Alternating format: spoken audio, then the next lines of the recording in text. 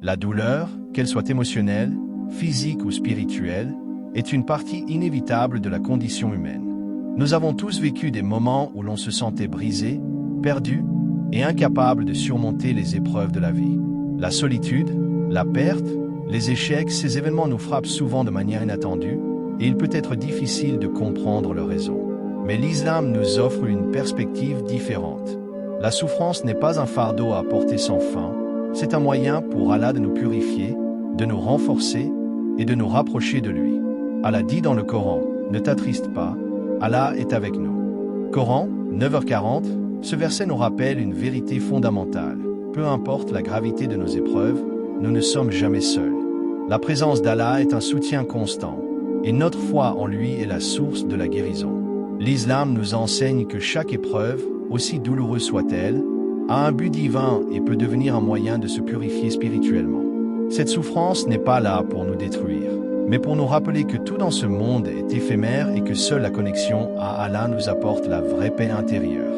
L'islam nous offre la promesse que, même dans les moments de souffrance intense, nous pouvons trouver le réconfort et la guérison en lui, à travers la prière, le dhikr et la soumission à sa volonté.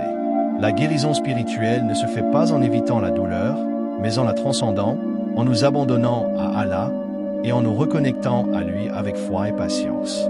Semble insurmontable la perte d'un proche, une trahison, la déception ou même la solitude. Ces épreuves, qu'elles soient physiques, émotionnelles ou spirituelles, peuvent profondément affecter notre âme. Nos cœurs se brisent, notre esprit se trouble, il peut sembler que la lumière de l'espoir s'éteint dans l'obscurité.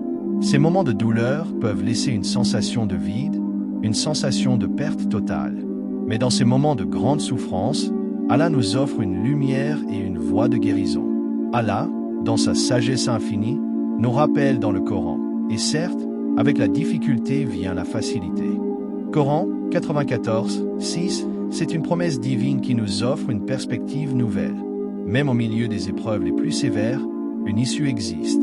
La difficulté n'est jamais permanente, elle est suivie par une facilité divine. Cependant, cette facilité n'est pas toujours immédiate. Le processus de guérison commence par la compréhension que la souffrance elle-même a un rôle spirituel.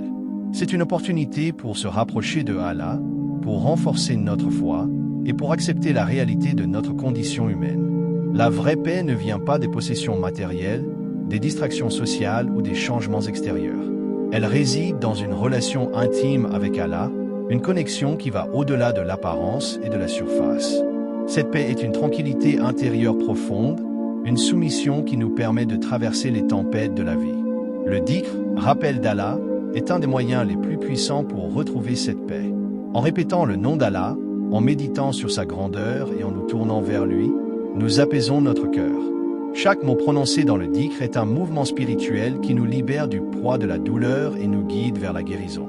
Lorsque l'on est plongé dans la souffrance, il est naturel de chercher un moyen de fuir cette douleur. Mais l'islam nous enseigne que la guérison véritable ne réside pas dans l'évasion de la douleur, mais dans la compréhension et l'acceptation de cette douleur comme un processus de purification. Chaque acte de soumission à Allah est un pas de plus vers la guérison de notre cœur brisé. Le prophète Mohammed, paix soit sur lui, nous offre un exemple vivant de la manière dont la foi et la prière peuvent guérir un cœur brisé. Lorsqu'il a perdu ses enfants, sa bien-aimée Khadija, qu'Allah la bénisse, et même face au rejet de son propre peuple, il n'a pas renié sa foi. Au contraire, il a trouvé son réconfort dans la prière et dans le rappel constant d'Allah. Il disait, « La prière est le réconfort de mon cœur ». Sahih al-Bukhari, ce n'est pas dans l'isolement ou la fuite que le prophète a trouvé la guérison, mais dans l'adoration et le rappel d'Allah. Même dans la douleur la plus intense, il a trouvé la paix intérieure dans la soumission totale à la volonté divine. Sa foi n'a pas été ébranlée par les épreuves. Au contraire, il a utilisé ces moments de souffrance pour se rapprocher d'Allah et restaurer son esprit. Ce message nous rappelle que, même dans les moments les plus sombres de notre vie, la véritable guérison se trouve dans notre retour à Allah. Peu importe l'intensité de la souffrance, la paix intérieure réside dans la confiance en Allah et dans l'abandon total à sa volonté.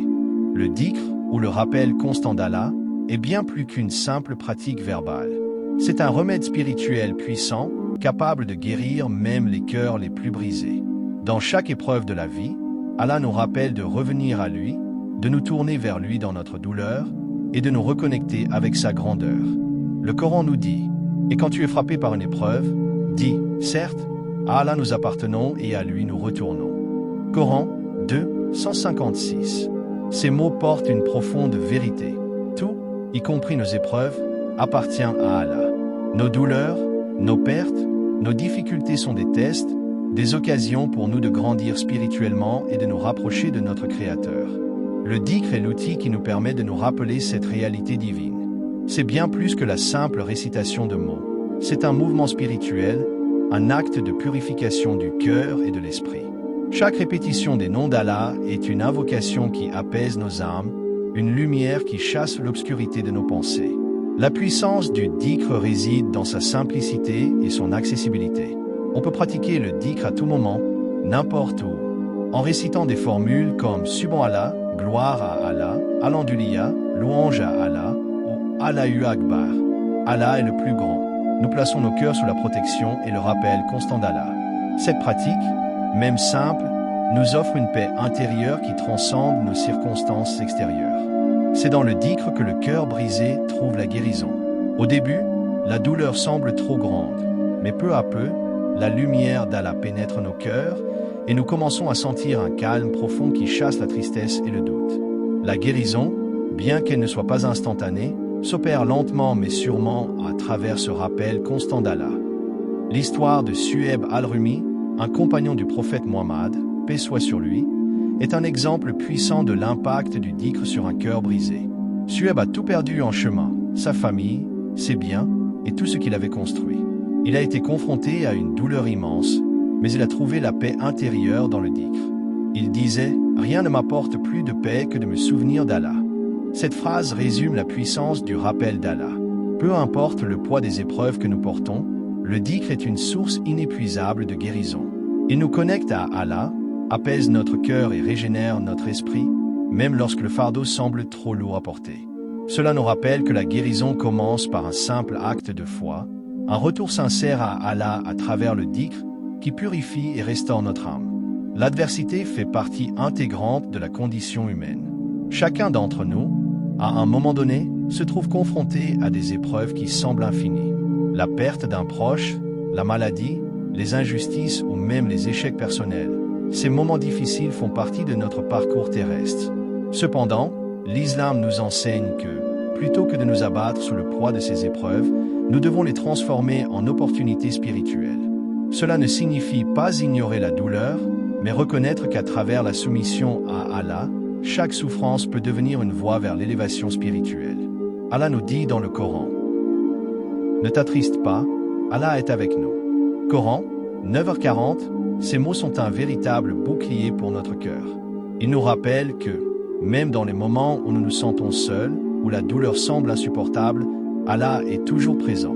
Sa protection et sa présence sont constantes, même lorsque les circonstances nous donnent l'impression de perdre tout contrôle. La force spirituelle dans l'islam ne réside pas dans l'absence d'épreuves, mais dans la manière dont nous les affrontons. Cette force est le fruit d'une foi solide en Allah, qui nous permet de faire face à l'inconnu avec patience, humilité et une confiance totale en sa sagesse. La foi en Allah transforme notre perception des épreuves. Lorsqu'on est confronté à une difficulté, l'islam nous enseigne à voir au-delà de la souffrance immédiate et à rechercher un sens profond. La force spirituelle dans ces moments-là est de savoir que, même quand nous ne comprenons pas la raison derrière nos souffrances, Allah a une sagesse parfaite qui transcende notre compréhension limitée. En nous en remettant à lui, nous trouvons un calme intérieur qui nous permet de traverser les tempêtes de la vie sans être engloutis par elles.